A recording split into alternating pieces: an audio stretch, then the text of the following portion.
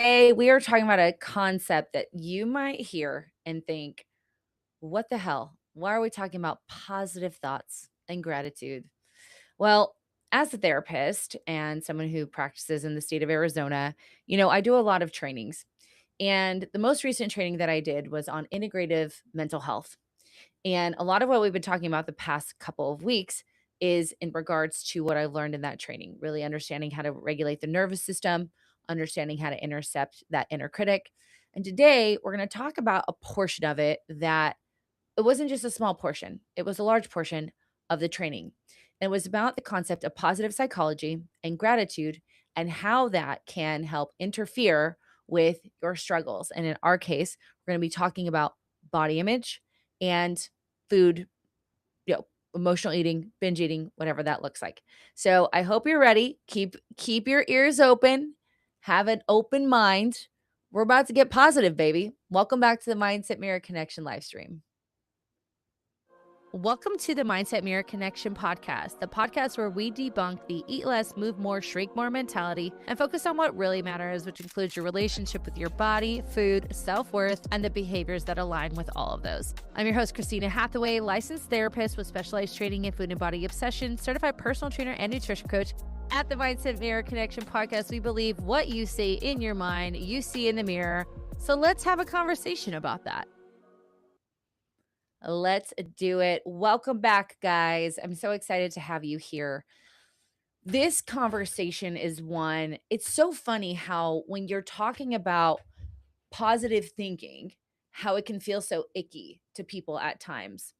And I personally am someone who has gone through a life transformation. I did go through this when I was age 31, 32.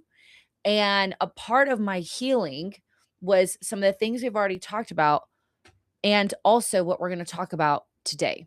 Okay. I truly believe in the power of our minds and how what we think, as we've learned, affects how we feel and thus affects what we do. And so, for a lot of us, that idea right off the bat of just think positively, that doesn't work. And I want to acknowledge that. And that's not what we're talking about. We're going to be talking about understanding how we can what we can control in those situations. So I want to ask you, what if, the whole time you've been struggling with food, the problem wasn't actually about controlling what you eat? What if it's been about something that was going on in your mind and or your body before you even pick up the fork, right? For a lot of us, we look at emotional eating and we think that this is the problem. The behavior is the problem. So, what do? We try to change the behavior. We will restrict food, we'll eat less, we will cut foods out of our diet. But it's not the problem isn't the behavior. The behavior, as you will hear me say all the time, is a solution to a greater problem, right? And that's what we're exploring today. Because again, healing your relationship with food isn't some 6-week, challenge or new diet, because because we've already tried that. And either we saw results and gained the weight back, right? Or we started that program and it was very, very restrictive and we couldn't sustain it, or it just made us feel terrible. I've done that before. It's about shifting how you think, how you feel, and how you connect with that eating. Now, these are not new things for you guys. This is what we've been talking about the past 2 weeks. If you are new to seeing this, welcome. You can go back. The past 3 weeks are all labeled, and you can look at those pods or those live streams. So, for a lot of us, we obviously grew up in a world that's obsessed with like rules, especially when it comes to what we can eat and how we should look, right? So, don't eat that, eat this instead. You'll be happy when you look a certain way. Nothing feels better than, or what is it? Nothing feels better than skinny feels. What's the saying? Put it in the chat, guys. I don't remember what it is. Nothing. Oh, anyways. But then with all those rules, because there's so many, right? Don't eat this, eat that, don't eat at this certain time of the day, but also you should fast. Don't eat carbs, but make sure you get enough fiber, so on and so forth. And then the exercise rules come in and everything else. If we have all of these rules, we are going to break them. It is going to happen, right? And when that happens, we feel an immense sense of guilt, right? And through that guilt, we have this longing to feel some sort of connection. And food, especially if we grew up in a household where food kind of filled that void that we had, whether it was love from our parents or our ability to manage our emotions, whatever that is, food physically and literally can fill us up, right? And we feel a lot of shame when we do that. We feel a lot of shame when we binge, and that constant pressure is there to get it perfectly, follow all the rules, or we failed, right? Again, this is not something new to you guys. This is something we talk about all the time. But what does that do, right? As we know, as we talked about last week, it keeps you in a cycle and it keeps you stuck. And that cycle creates like that pattern of restriction, rebellion, right? You're either being good or you're being bad. And there's no actual room in between to breathe. And it can feel like you are, you know, handcuffed. The saying is, "Nothing tastes as good as skinny feels." Thank you. Yeah, do you remember that? Like, people, like, had shirts that said that. So this is where psychology comes in. Specifically, what I'm talking about today, which is positive psychology, and we'll talk about gratitude, which is an aspect of that. Because these things aren't just these kind of feel good woo-woo concepts. They're actual tools, right? Because I want you to have tools that will rewire your brain and how it thinks about food and your body, right? So, how does positive psychology shift your focus? So, when you're stuck in that food guilt, right? I've I've gone against the rule, right? I ate the bad food. I'm starting to feel guilty about it. Your brain, as we've already talked about, does something really specific. It starts to scan for what is wrong. Okay. What did I eat that I shouldn't have eaten? What did I do that messed this up? Right? How does my body look right now? Right? I oftentimes hear clients have the hardest time with body checking when things in their world aren't going well. And it's not just this, it's not just the food.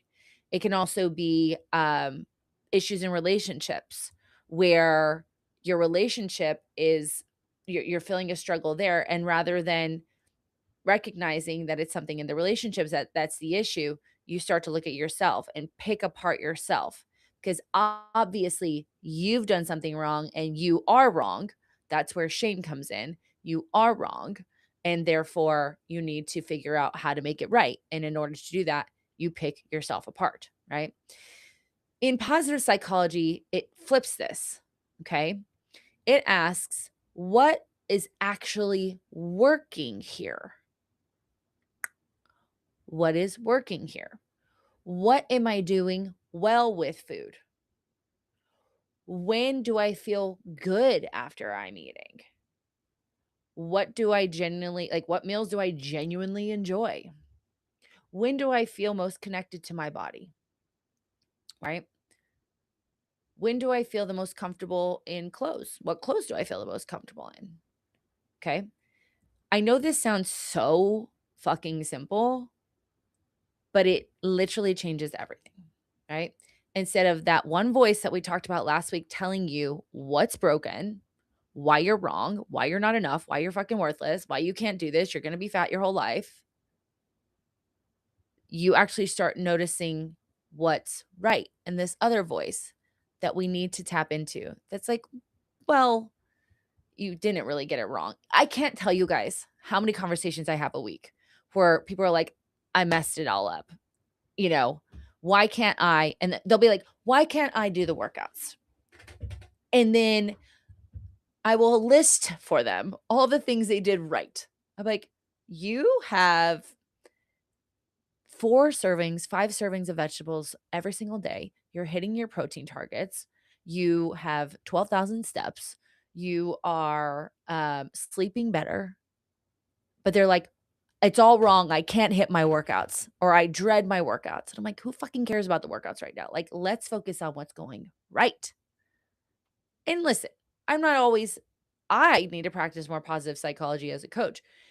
Part of my check-in with my clients is, "What is your win?" Or we'll have it in our community forum where it's like, share a win. You'll see on my Instagram, I post my Fridays. They're clips of my clients, whether it's from their own messages to me, because I love you guys when you share wins, or it's from one of their check ins, or it's from something in the community forum. We're celebrating that. That is something we absolutely should celebrate.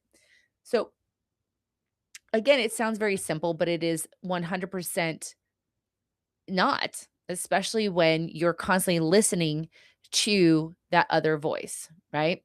When we can begin to listen to that voice in our head that we're going to activate today, we can reorganize around that new voice. So, what the positive psychology is not just like what am I doing right? When do I feel the best? But it's also a sense of gratitude. I am someone who has had my life changed solely because I started to look at my thoughts. And I want to share this story. I've shared it before, but it's very important. When I was going through the worst part of my life, I had a terrible relationship with my body, with food, with alcohol, with men. It was horrible. And on the outside, though, you'd be like, "She's got it all together." No, she did not. Unless you were my friend and you saw me at the end of the night screaming at you, everyone else thought I had it together, right? The next day, I'd get up, go work out, put my clothes on, go to work. Like, what? She was a lot. We love her. Our rest in peace. Anyway, the way I thought about my life was I was not fit enough, skinny enough, pretty enough. I wasn't lovable enough. Everyone else had a boyfriend, but I didn't. The boyfriend that I had he wasn't enough. He wasn't enough. Sorry. He is worthy. He wasn't for me. Um, God, blah, blah, blah, blah, blah. It got worse than that. Okay. And when I kind of hit rock bottom, right? I had this relationship that I was terrible to because of all of my issues. I started to look at this concept of thoughts. And it was because someone had kind of funny story. I went to San Diego to visit my friend Leanne because I had to get out of the city because I was like, I can't be here. I need to be in my happy place, which is the beach in San Diego. I went to visit her. Her friend was like, listen, you need to change your thinking. Cause I was just like, wah, wah, wah, change your thinking. And I was like, oh, that's interesting. And she like kind of put me onto this path. And what I found very interesting was in the conversation, it was all about you keep focusing on what you don't have and you keep recognizing it. Now, for some people, they really struggle with the idea of manifesting. So I want to bring it back to the brain. The reticular activation system is that system that when you buy a new car, so I have a white Lincoln, no, not Nautilus. I have a Lincoln. I don't remember what kind it is. It's like the middle one, not a Navigator. Is it a Nautilus? I don't know. It's one of those. And it's like the black label. So it's got like a black roof, right? And then like white and then like black like accent. Did I see that car before I bought it? No. Do I see it all the time now? Yes. Why? Because it's familiar to me, right? I see it every day. I think about it every day and my brain just starts showing me more of that. It's a part of your brain. Reason why is if we saw everything, every stimuli that is out there, our brains would be overwhelmed.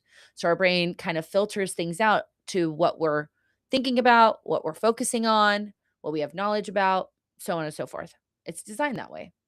So for me, if I'm constantly thinking about the fact that I'm not fit enough and not lovable and everyone's prettier than me, then I'm gonna hear or see more of that. Okay. It wasn't until I realized the same is true if you flip it around. The more if I okay, so just think of it, just hear me out. The more that you think of the negative, the more negative you get, right? So it has to be true the opposite. It doesn't just have to be true for negative. If I think of what I already have, and feel appreciation towards that, then I get more of that. Or at least at a minimum, my brain, the reticular activation system, the RAS, will be like, see more of that. Make sense? Let me know if it makes sense in the chat. So, what surprises a lot of my clients is that they think they need to love like every single thing about their body, right? They think that, I need to when we talk about gratitude, which is our next subject, they think that they have to like fake it until you make it in this. You don't have to do that, okay? Because when we okay, think about this. When we think that you need to love every single thing about your body and you can't, you feel like a failure, right? Right? Gratitude doesn't work that way. You don't have to love your your thighs, right? Or your stomach or whatever part, I don't know, whatever part you're critical about. Usually it's those few things. Usually it's the stomach, right? Sometimes it's like the inner thigh or cellulite, right? Whatever it is you've been critical about for years. But you could be grateful for what that part of your body does for you, right? It carries you around, it digests your food, it gives you energy, it gives you it brought life into this world. It lets you hug people, it lets you move, it lets you do your job, right? We don't have to love the way we look to appreciate our body. We can find appreciation towards the part we've tormented for the past 4 decades by saying, "There's actually a function here." And I'm just over here in fucking la la land because I don't have a six pack, forgetting that this thing has a function or these things or aren't whatever has a function. And I'm not appreciative of that. And I know that sounds kind of, whatever, but it's not. It shifts you from, I hate how this looks, right? To, I'm grateful for what it does. This will change your nervous system. You cannot be grateful in a stress response. It's not possible. You can't be grateful when you're angry or shameful or guilty, right? But you can shift the thinking in those moments. You can choose a different thought and say, I'm thankful for my stomach because it allows me to digest food and enjoy food. And I love pooping. So it gives me great poops. Great, right? My thighs, I love them because they allow me to jump up and down at my kids' soccer game when my son scores a goal. They allow me to pick that client up from the hospital bed to the gurney or vice versa. They help me to, you know, walk up and down the steps when I'm going outside to go to lunch with friends and walk to lunch with friends, whatever. Okay. That changes your nervous system. So you shift the thought and then bring it to what is working for you. What are you grateful for what your brain or your body does? Your nervous system will feel safer when we do that. And your relationship with your body or food will feel easier. So let's think about how might this look when it's food. So I shouldn't have eaten that. Oh my God, guilt, shame starts coming in. That nervous system is activated. And we say, switch the thought, right? I don't have to think this right now. Like we talked about last week, we're not doing this right now. So that inner critic, we shut down. So it's all, you see how it's building? And then we shift it to that donut has carbohydrates that are going to give me energy, which is fucking true. And it tasted really good. Move on. We've moved on. It's a non-issue. We've got positives about that donut, and there's a positive, like, it's carbohydrates. I can eat the donut. Do you know that I literally planned donuts into my clients' uh, stuff today? Literally. Or it ended up being cookies, but originally it was gonna be donut holes. Okay. So you can see how if I can make it a non-issue because I'm just like, "Oh, like, that was great. That's gonna give me a lot of energy. I really enjoyed it. I haven't had a donut in a while." Move on. We move on. Instead of, "Oh my god, I'm gonna be so fat. I can't believe I just ate that. Oh, now I have to restrict my food tomorrow morning because I had the donut, da, da, da, da, da, da, da." Then you restrict the food. Then what happens? You restrict too much, you say, "Fuck it," and then you eat all the donuts. So what happened? Now we've eaten all the donuts instead of, I ate that donut. It was really tasty. I'm going to use that for energy, and I'm going to go hang out with my dog. We ate one donut. Get it? Are we getting it? Let me know you're getting it. Give me an emoji in the chat. I do, however, want to bring in the perfectionism trap, right? So obviously, perfectionism is something that I'm in recovery of, and a lot of you are in recovery of. But oftentimes, perfectionism is caged, like dressed up in this like costume of motivation, right? And it tells us that we have to do things perfectly or we failed. I just talked about this on my stories that last week I just had this headache for 2 days and I didn't work out. And I literally go to Mark, tell me it's okay that I'm not working out when when my training is set for today. And I talked about that even someone who's in recovery of this and teaches this every day and preaches it still relapses in it, right? I still experience that. And it was like, you're not following the plan. You're not following the plan perfectly. You're failing. And I was like, shut the fuck up. I'm not failing. I have a headache, right? So that's the opposite of positive psychology, but you get it. Of course, in food though, that we have that, thank you. We have that what am I at? My notes. What happens with that though is obviously that turns into that black and white thinking, right? One cookie ruins the day, like I talked about, ruins the week. I might as well keep going. But that's not how change actually works, right? Change happens through those little small pieces of awareness. Thank you. Face green smiling. Just press the function button. I want to know what this one is. Anyway, where was I?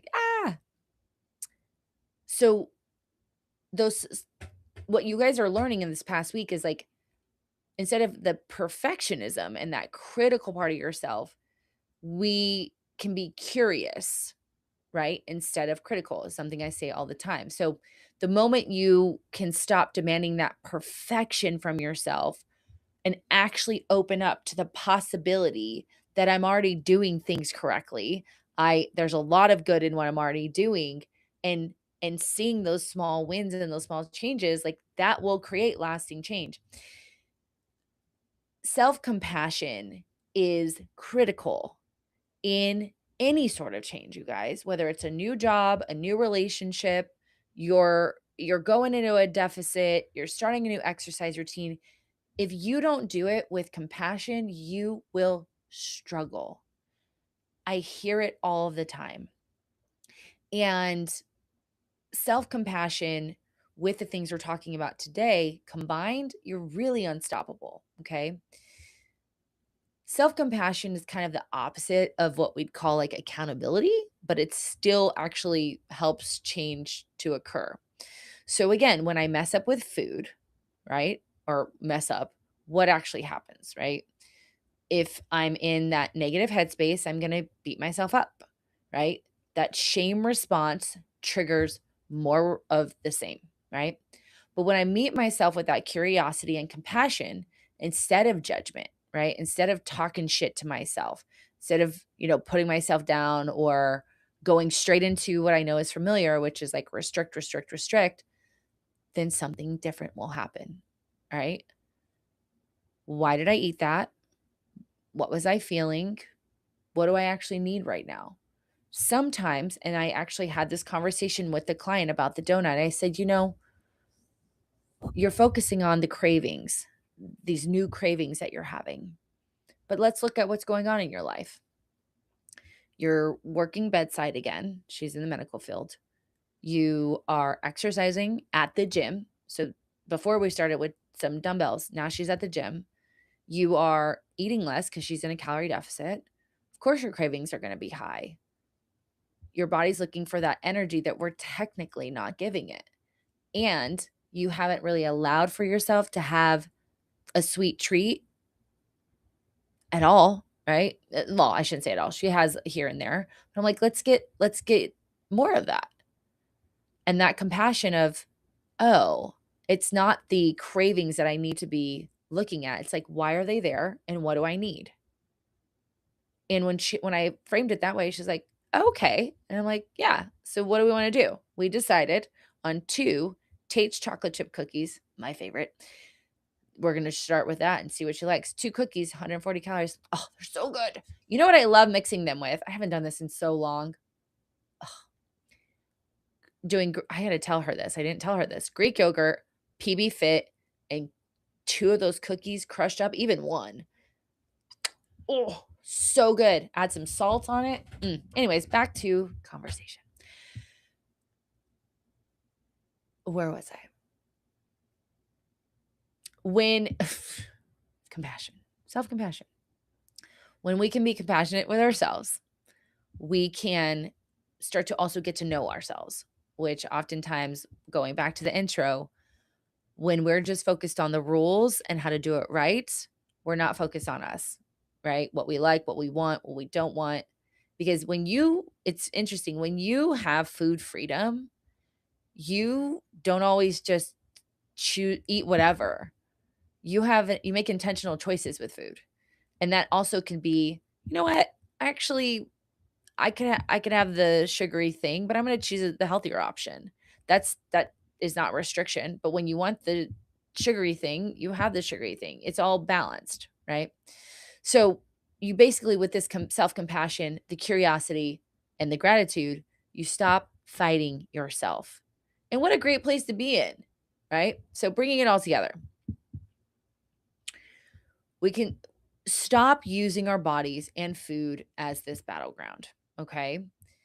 We have to stop asking ourselves to be perfect in a world that not only has so many rules that it puts on us, it compounds on top of us, and then the rules start to counteract each other and contradict each other. So it's like a lose-lose situation, okay? So instead of, instead of being instead of being critical, we're going to get curious. We're going to move from restriction to flexibility. We're going to move from guilt to actually appreciating the food, your body, you. Okay? This is about creating a relationship with your body and food that feels grounded, right? It's grounded. It's in the moment. It's not in the rules.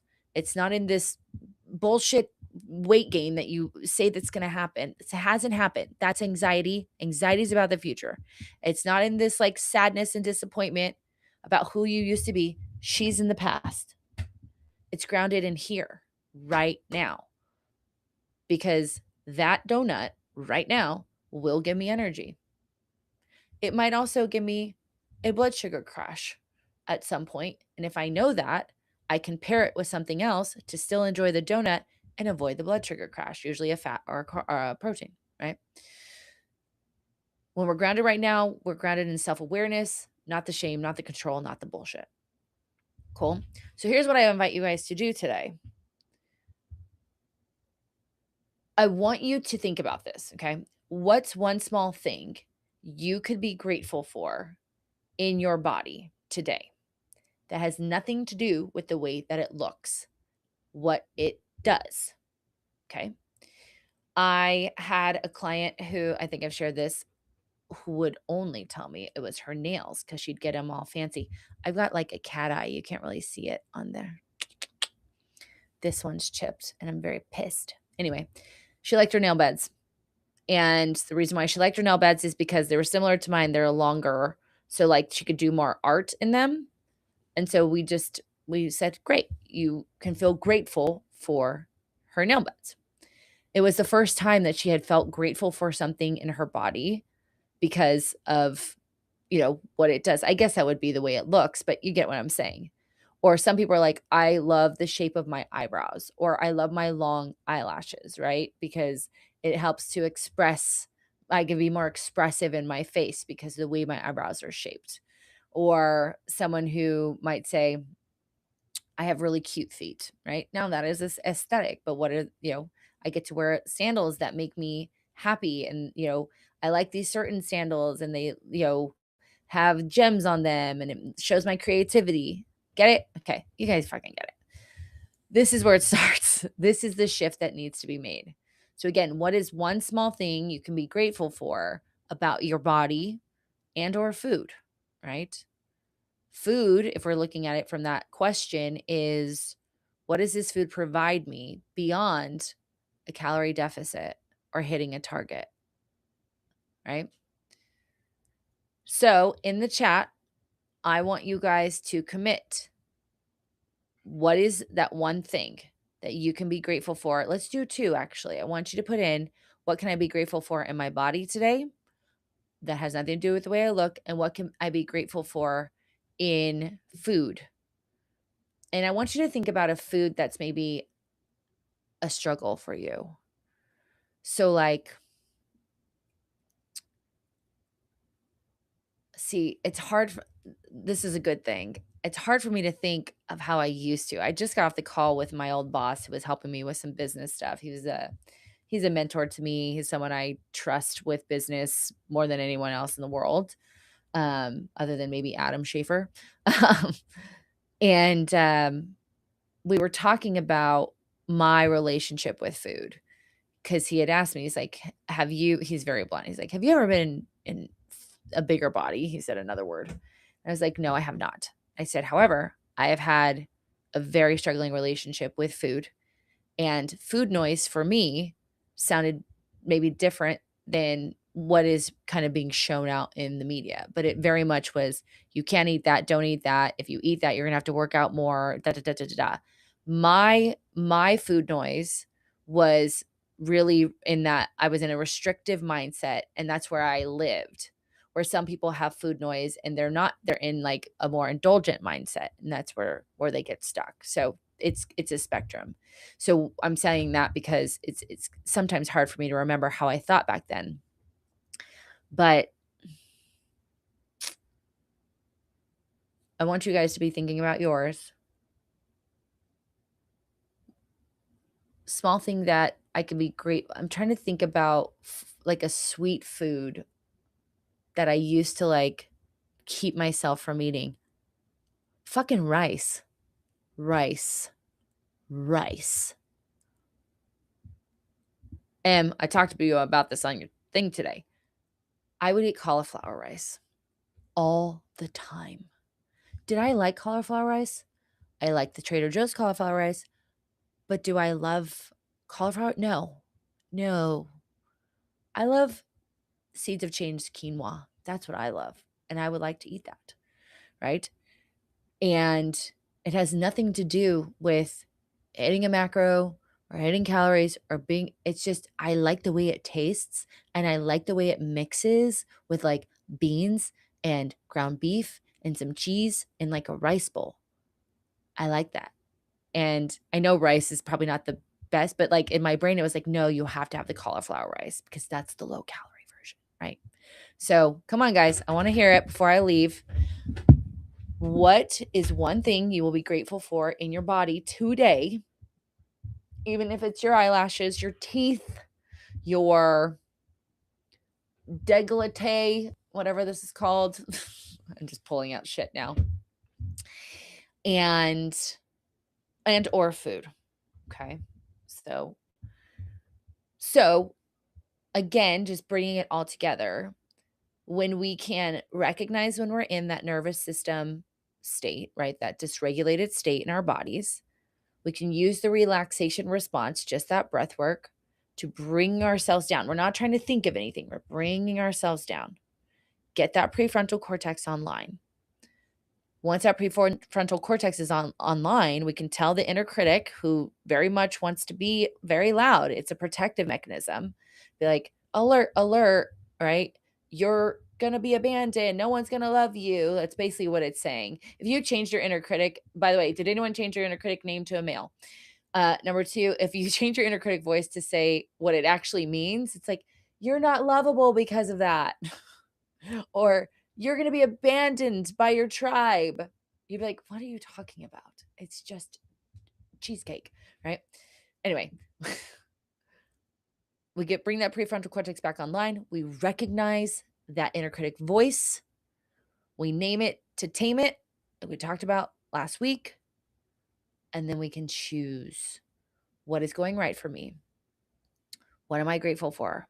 That has nothing to do with the way I look, right? What am I doing well? How am I doing well with food? How am I doing well with exercise? And exercise does not just have to be the workouts that are scheduled. The same client is going on a vacation for like a staycation by herself in Oak Creek Canyon here. Great. It's right next to Sedona. Great hiking. She's like, what do I do with my workouts? I'm like, we delete them. I was like, are you going to explore? She's like, oh yeah, I'm going hiking. I'm like, that's your workout, right? So that is that. All right. Well, I've got no examples for the two of you. You can send them over to me in the app. For those of you who are watching this after recording, if you are interested in working together, in learning how to put these things in action, my collective starts in mid-September. The collective is an 8-week program that is really centered around cognitive flexibility, around your food, around exercise, and then, of course, the mindset piece that we're talking about today. And learning not only how did we get here and having some awareness, because I feel like you can't change what you don't understand, but then recognizing the parts of your life that trigger you to go back to binge eating, emotional eating, perfectionistic thinking, that rigidity, and then giving you skills to get out of it.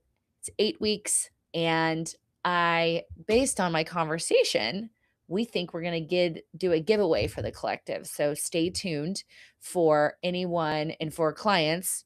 If you have a friend who's interested in joining us, I think we're going to give away a seat to the collective, which is very exciting. But other than that, I'm going to leave then. I'm going to go have my snack. Thank you guys for joining. And just one more thing. The week of the September 10th, we will have a live stream, but it will be, I think I'm going to do it earlier in the day. I'm on a flight to DC.